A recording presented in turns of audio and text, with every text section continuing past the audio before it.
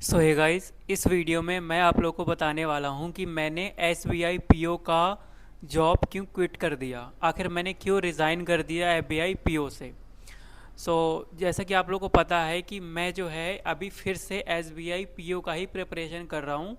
और 2024 में मैंने SBI PO का एग्ज़ाम दिया था, ठीक है। तो क्लियर करने के बाद PO का जॉब मिलने के बाद SBI में आखिर मैंने क्यों उसको क्विट कर दिया और फिर से मैं क्यों उसी एग्ज़ाम को क्रैक करने के लिए स्टडी कर रहा हूँ। इस वीडियो में आपको दोनों सवालों के जवाब देने वाला हूँ। टू बी ऑनेस्ट, मुझे लगता है कि बहुत सारे लोग, लाखों, डेफिनेटली लाखों की संख्या में लोग हर साल एग्ज़ाम के फॉर्म भरते हैं SBI PO के लिए, SBI क्लर्क के लिए। लेकिन मतलब बहुत ही कम होता है, इतना टफ कंपटीशन होता है। आपको पता है कि कुछ 500 के आसपास वैकेंसीज निकलती हैं लाखों लोगों में से हर साल। और क्यों आखिर मैं मुझे वो मिलने के बाद भी, SBI PO बनने के बाद भी मैंने क्यों रिज़ाइन कर दिया, कुछ चीज़ें बताऊंगा इस वीडियो में। और फिर से मैं क्यों उसी की तैयारी कर रहा हूँ, ये भी।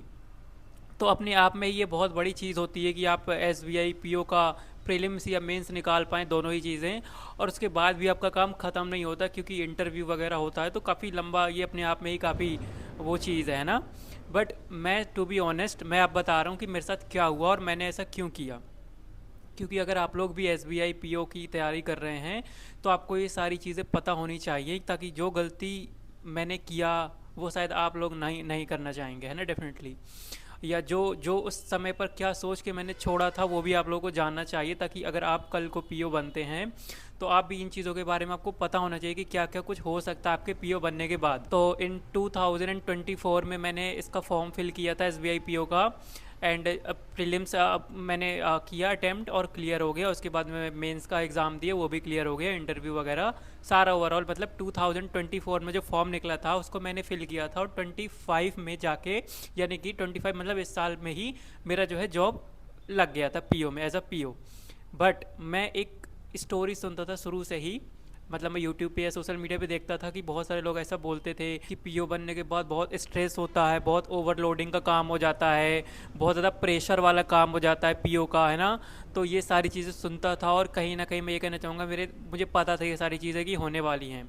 बट जैसे ही मेरा ज्वाइनिंग हुआ, स्टार्टिंग के 15 से 20 दिन तो सब कुछ ठीक था, क्योंकि कुछ भी लाइक नहीं था। मुझे तो ऐसा लग रहा था कि बस मैं बैठा ही हुआ हूँ, कुछ कर भी नहीं रहा हूँ, है ना। इस तरीके का होता था माहौल, आसपास बहुत अच्छा रहा। बट मैंने 2 से ढाई महीने तकरीबन किया है, क्योंकि 15-20 दिन तक सब सही रहा। उसके बाद में मेरे ऊपर जैसे ही काम आने लगा और मुझे समझ में भी नहीं आ रहा था, हालांकि बताने वाले लोग थे सीनियर्स, बट वो एक तरीके से मेरे ऊपर प्रेशराइज कर रहे थे काम को लेकर के। और टू बी ऑनेस्ट, मेरा शुरू से ही ऐसा मानना है कि मैं किसी भी काम को प्रेशर लेके कर ही नहीं सकता, चाहे वो कुछ भी हो। तो ये एक चीज़ है जो कि मैं हमेशा से ऐसा सुनता भी था, और जब मैंने ये चीज़ फील किया तो मैंने खुद ये रियलाइज़ किया कि हाँ, ये आउट ऑफ मेरे माइंड बहुत ज़्यादा हो रहा है, क्योंकि मैं किसी भी चीज़ का स्ट्रेस नहीं झेलता। सिंपल बात ये है, मैं झेल ही नहीं सकता। तो ये चीज़ें हुई, मैंने 1 महीना 2 महीना देखा, 2.5 महीना अप्रॉक्स। और उसके बाद में मुझे ये रियलाइज़ हो गया कि शायद हमेशा ऐसे ही चलने वाला है। देन आई डिसाइडेड कि ठीक है, मैं इसको रिज़ाइन करता हूँ। और यही वो रीज़न था। ओवरऑल मैं कहना चाहूँगा कि जो मैंने रिज़ाइन कर दिया, क्योंकि मुझे बहुत ज़्यादा स्ट्रेस्ड हो रहा था, ओवरलोड हो रहा था काम का।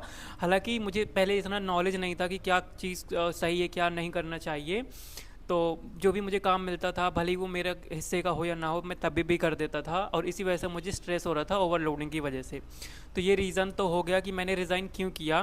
बट बाद में जब मैं रिज़ाइन किया और फिर मेरे से काफ़ी लोगों ने पूछा, और मैंने काफ़ी लोगों से सीखा भी, मतलब बात करके पता भी चला कि इट इज़ नॉट नेसेसरी कि आप लोग जो है ये चीज़ करें। और स्ट्रेस शुरुआत के 2 साल होता है। और टू बी ऑनेस्ट, मैं जैसे कि किसी चीज़ को मना नहीं कर पाया था, दैट वॉज माई मिस्टेक। तो अपने हक के लिए स्टैंड लेना इंपॉर्टेंट है।